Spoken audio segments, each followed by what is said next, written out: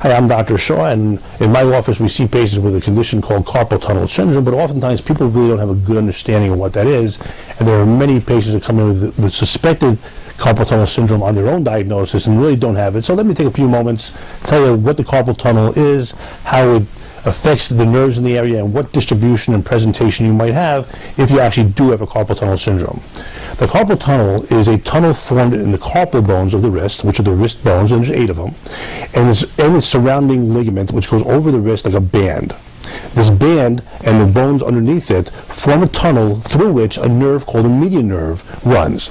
That median nerve is both a motor nerve, controlling function of muscles, and a sensory nerve, doing cutaneous sensation or skin sensation. So what happens is if the carpal tunnel is compromised, and it can be compromised for a number of reasons. It could be a direct blunt trauma. It could be a metabolic disease like diabetes affecting the health of the nerve.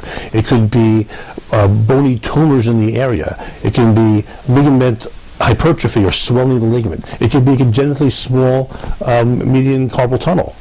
If it's affected in any way, anywhere that nerve goes may be affected, whether it be motor or muscle or sensory and sensation.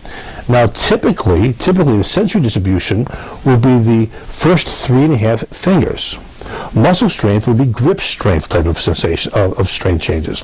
And people who come in, for example, with pain in these 2 fingers, the 4th and 5th digits, that would not be characteristic of a carpal tunnel syndrome.